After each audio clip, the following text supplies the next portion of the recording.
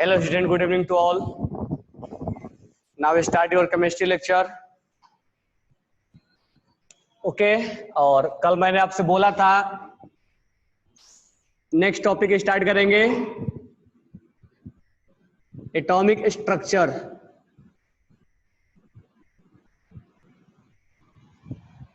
Atomic structure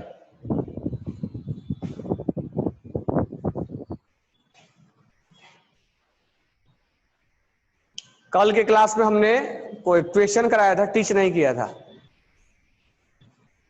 okay, कल के class में हमने क्वेश्चन कराया था, टीच नहीं किया था। तो आज हम स्टार्ट करेंगे एटॉमिक स्ट्रक्चर। तो एटॉमिक स्ट्रक्चर को जो हमें पहले क्या क्या पढ़ना होगा, तो हमें पढ़ना होगा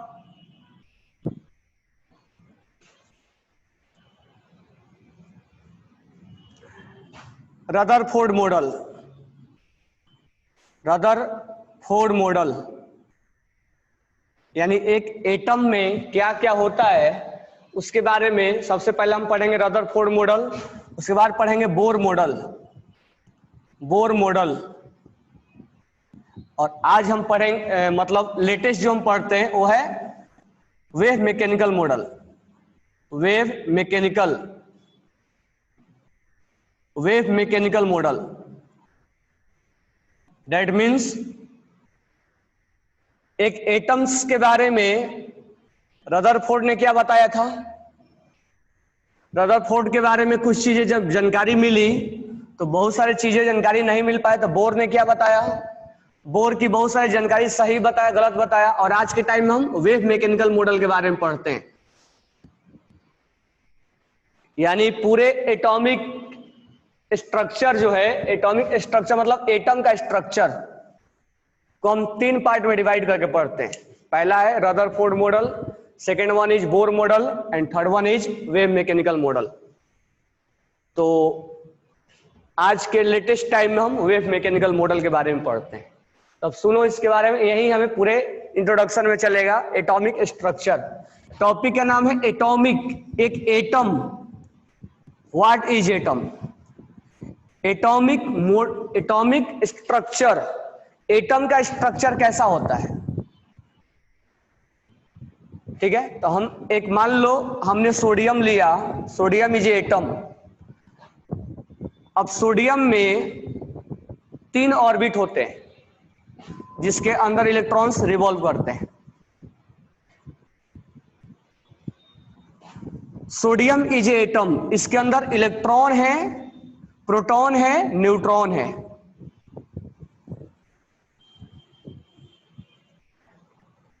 जब बहुत पहले, जब साइंस इतना डेवलप नहीं था, तब लोगों को केवल एटम्स का नॉलेज था।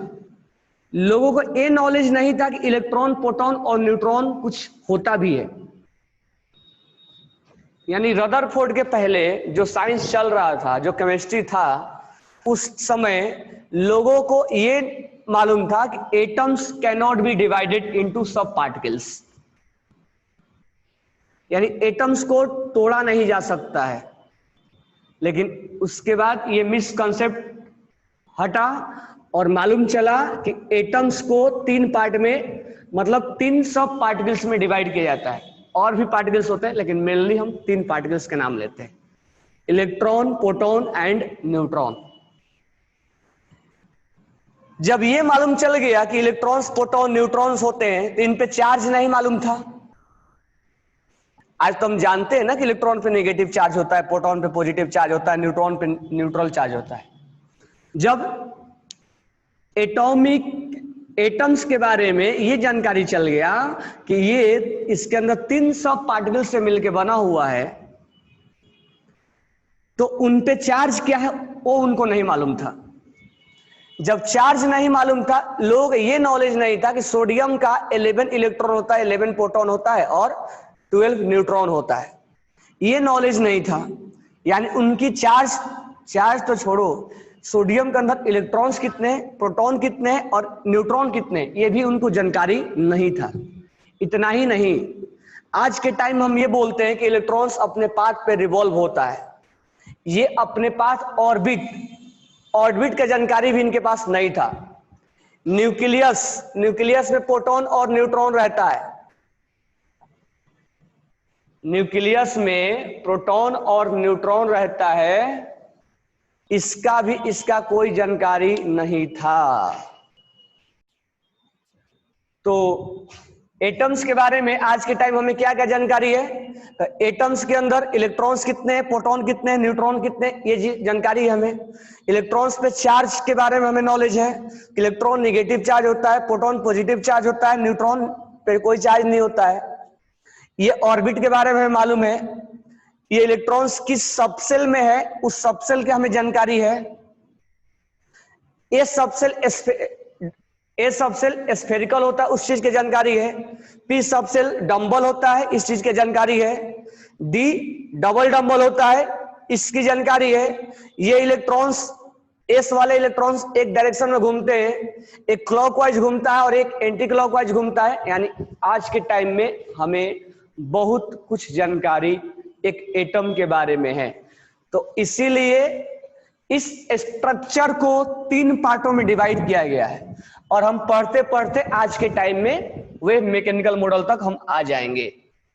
इसीलिए तुम पहले जब मैं आपसे बोलता था कि 11 का कॉन्फ़िगरेशन निकालो, आप ऐसे निकालते थे, ये आप यहां तक थे और हमने आपको यहां पर कॉन्फ़िगरेशन निकालने के लिए बोला था 1s2, 2s2, 2p6, 3s1।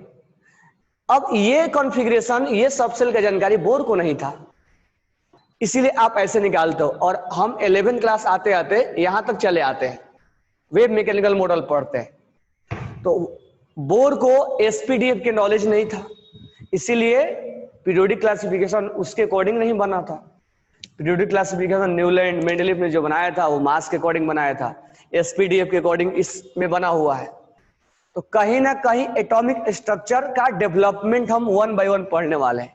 यानी रदरफोर्ड मॉडल जो है फेल तो नहीं हुआ, बट रदरफोर्ड मॉडल जो है उसमें से कोई चीज सही बताया, कुछ गलती बताया, उस गलती और सही से सीखते हुए बोर मॉडल आया।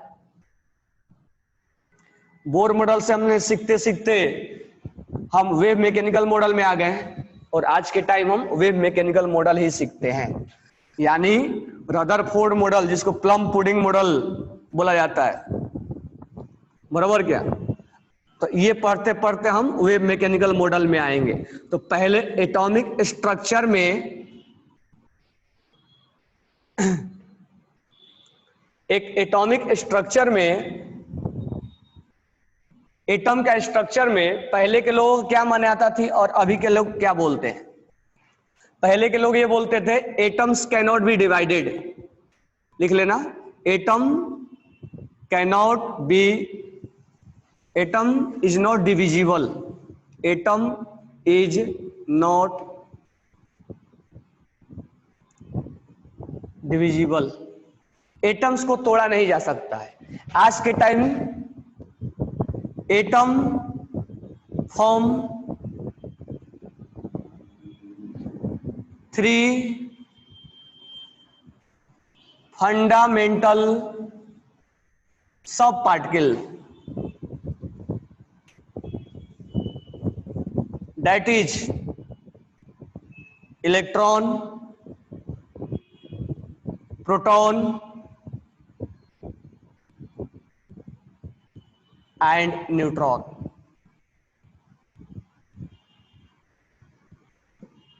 Atoms form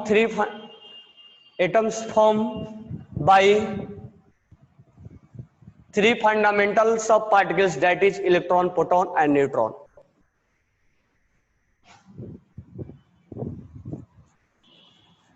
तो जब हम एटम्स को डिवाइड ही नहीं कर रहे थे तो आगे तो हम कुछ बोल भी नहीं सकते हैं।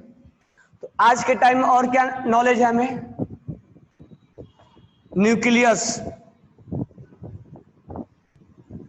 न्यूक्लियस के बारे में मालूम है, ऑर्बिट क्या होता है वो मालूम है, ऑर्बिटल्स यानी डायरेक्शन, ऑर्बिटल्स की जानकारी हमें है।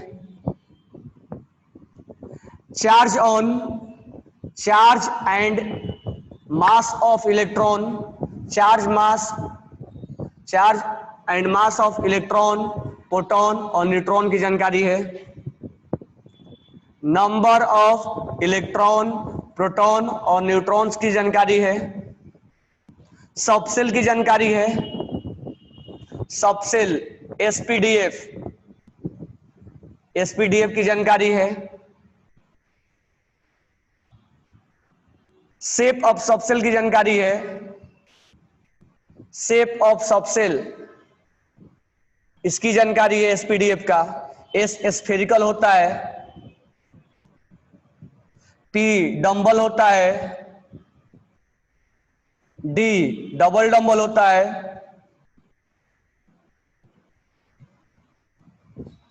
और एफ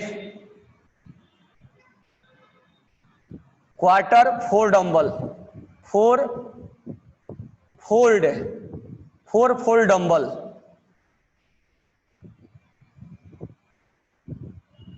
स्फेरिकल फुटबॉल के जैसा, डंबल ऐसा होता है, डंबल, डबल डंबल ये ऐसा होता है, और फोर फोल्ड कैसा होता है वो मैं लास्ट में तुम्हें दिखाएंगे। और क्या क्या जानकारी है हमें शेप के बारे में, डायरेक्शन के बारे में जानकारी है हमें आज के टाइम में। Direction of orbitals, yes subshell. तो आज के टाइम में हमें बहुत चीजें हमें जानकारी है।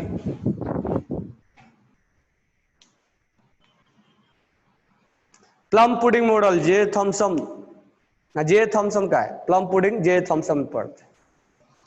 इससे पहले जे थॉमसन का आया था मॉडल जिसमें प्लम पुडिंग बोलते हैं।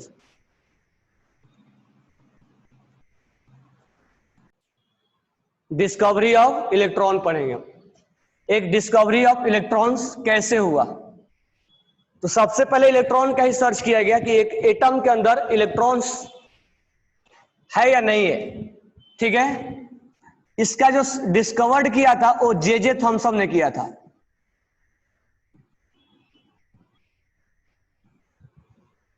जे थॉमसन ने किया था डिस्कवरी। तो डिस्कवरी करने के पहले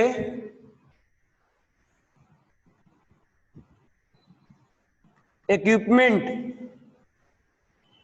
क्या क्या उसने लिया था, तो इक्विपमेंट में उसने एक ग्लास ट्यूब लिया था, glass tube, this one is a glass tube.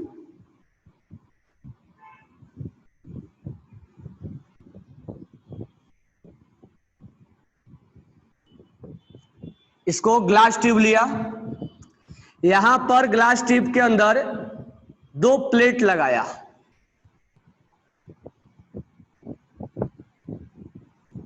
Glass tube के अंदर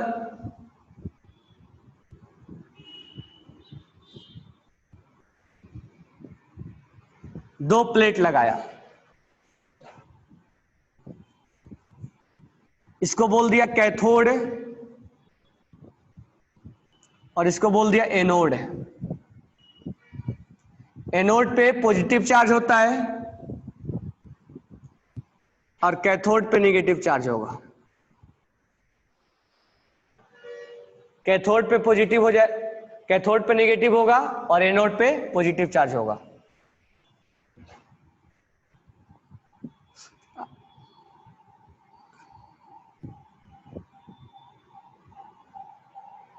ठीक है, यहां से बैटरी कनेक्ट कर दिया, अप्रॉक्स 10,000 वोल्टेज यहां से प्रोवाइड किया गया। This one is glass tube, glass tube. इस ट्यूब में पहले इसमें के अंदर से एयर निकाला गया, उसके लिए इस ट्यूब में एक ऐसा इक्विपमेंट लगाया गया ताकि इसको वैक्यूम बनाया जा सके। तो यहां से वैक्यूम इसको बनाने के लिए यहां पर एक इक्विपमेंट लगाया गया। वैक्यूम बनाने का मतलब उसमें एयर नहीं हो, एयरलेस हो, उसमें एक भी पार्टिकल्स एयर ना हो, वैक्यूम बनाया गया। वैक्यूम बनाने के बाद इस पे कोई एक थोड़ा सा गैस बिल्कुल लो प्रेशर पे मिलाया गया। वैक्यूम बनाने के बाद प्योर गैस मिलाया गया, जैसे मान लो हीलियम को ही मिला दिया गया, क्योंकि हीलियम मॉलिक्यूल्स नहीं होता, एटम होता है। तो यहां लो प्रेशर पे गैस को ऐड किया गया। एट लो प्रेशर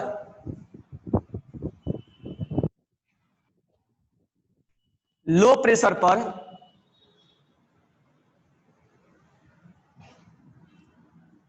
गैस को इसके अंदर ऐड किया गया।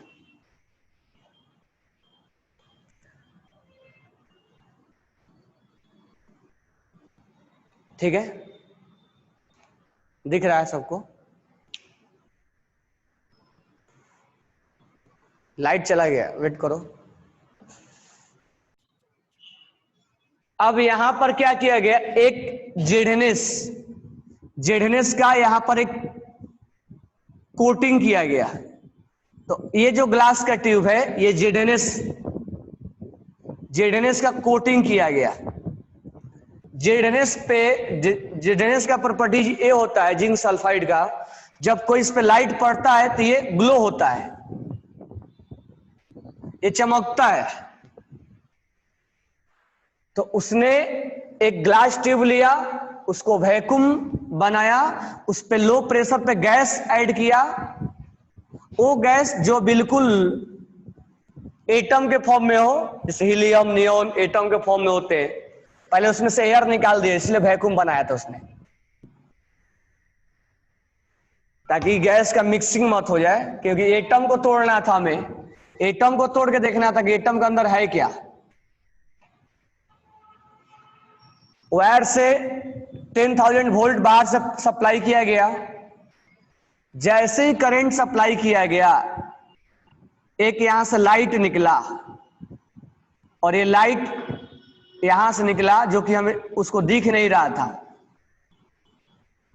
ये लाइट जो है जाके इधर ग्लो हुआ, केवल दिख रहा था। लाइट बीच में इनविजिबल था। जब इतना किया उसने तो उसको एक लाइट दिखा, और यहां पर वो ग्लो होता हुआ लाइट दिखा, और उस लाइट का नाम दिया, जब इतना चीज उसने सेटअप बनाया तो उसको एक कैथोड रे मिला। कैथोड रे, उसका नाम रखा इसने कैथोड रे। और ये रे जो है वो इधर ग्लो होता हुआ दिख रहा था, किधर, एनोड के साइड। तो ये रे कहां से निकला था, कैथोड से, इसीलिए इसका नाम रख दिया था कैथोड। और किधर जा रहा था, एनोड की तरफ। तो ये जो रे था वो इनविजिबल था, वो दिख नहीं रहा था, पाथ पे नहीं दिख रहा था, केवल ग्लो होता हुआ दिख रहा था। तो उसको समझ में आया कि आखिर जब एक यहाँ क्या ग्लो हो रहा है, तब उसने आइडिया लगाया कि यहाँ पर कोई एक लाइट निकला हुआ कैथोड से, जो यहाँ ग्लो होता हुआ दिख रहा है। उस लाइट को उसने नाम रख दिया कैथोड रे। सेकेंड चीज ये ऑब्जर्व किया कि वो लाइट जो है वो स्ट्रेट लाइन में मूव कर रही है, स्ट्रेट लाइन में उसका मोशन है। उसके बाद क्या किया उसने, एक यहां इलेक्ट्रिक फील्ड और मैग्नेटिक फील्ड रखा, प्लस और माइनस रखा। तो ये देखा कि लाइट जो है प्लस की तरह मुड़ जा रहा है। इसका मतलब उसने ये चीज ऑब्जर्व किया कि ये जो लाइट है वो इलेक्ट्रिक फील्ड और मैग्नेटिक फील्ड में डिफ्लेक्टेड है। कैथोड रे इज डिफ्लेक्टेड या affected, cathode ray is affected by, cathode ray is affected by electric field and magnetic field.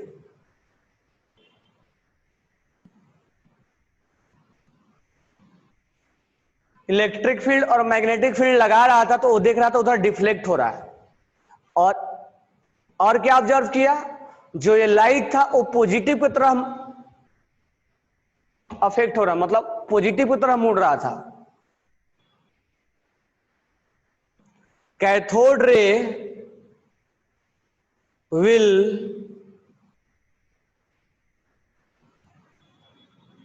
Absorbed towards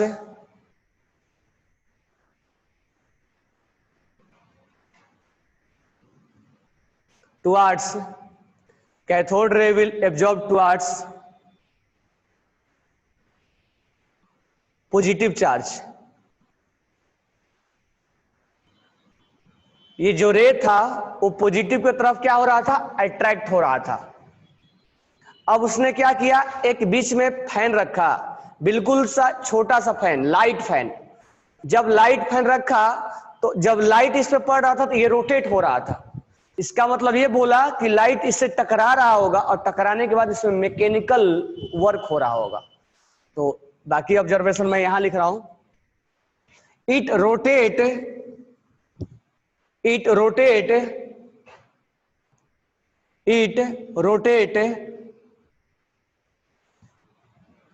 light fan, मतलब लाइट फैन को rotate कर रहा था। इसका मतलब इसके अंदर क्या था, that means it has mechanical function, that means it has a mechanical function।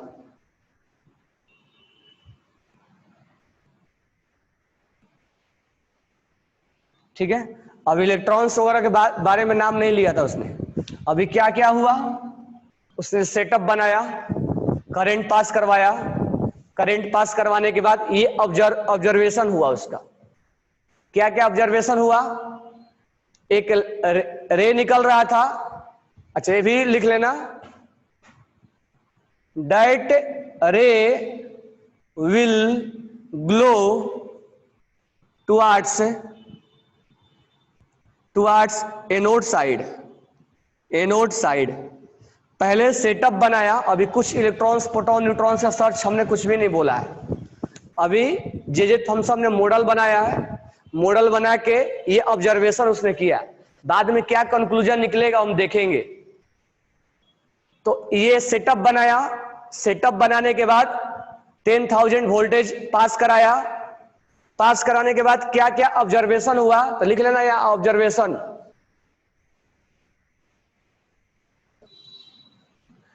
वो लाइट जो था उसका नाम क्या रखा उसने, कैथोड रे, क्योंकि उस कैथोड से निकल रहा था।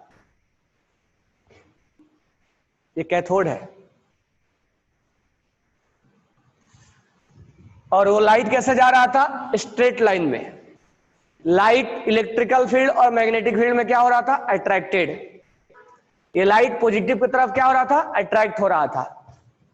इसको बीच में फैन रखने पे ये क्या हो रहा था, मैकेनिकल फंक्शन दे रहा था। ये लाइट किधर ग्लो हो रहा था, जेडएनएस की तरफ। जेडएनएस क्यों लगाया जाता है, ग्लो करने के लिए। तो ये जे थॉमसन ने ऑब्जर्व किया, अभी क्या कंक्लूजन लेगा वो हम देखेंगे। तो ये जो है वो जे थॉमसन का सेटअप है, उसने सेटअप बनाया और ये ऑब्जर्वेशन है। तो कल हम देखेंगे कि इस ऑब्जर्वेशन का कंक्लूजन क्या निकाला उसने, कैसे उसको नाम रखा इलेक्ट्रॉन। ये इलेक्ट्रॉन कैसे, अभी तो हमें मालूम भी नहीं कि इलेक्ट्रॉन्स है कहां। तो हमने इलेक्ट्रॉन्स के बारे में कुछ भी नहीं जानकारी है, हम इलेक्ट्रॉन्स है कहां, कहां नहीं है, इलेक्ट्रॉन्स नाम किसने दे दिया, कहां है इलेक्ट्रॉन्स, हमें तो कुछ दिख भी नहीं रहा। ये हमने कुछ भी नहीं पढ़ाया, हम अभी जानते हैं, बस इतना जानते हैं कि जे थॉमसन ने एक सेटअप बनाया और सेटअप बना के ये चीज ऑब्जर्व किया। कल जब मैं कंक्लूजन बताऊंगा तब बताऊंगा कि इसके अंदर इलेक्ट्रॉन्स कैसे उसको नजर आया। ओके, कोई डाउट है तो बोलो।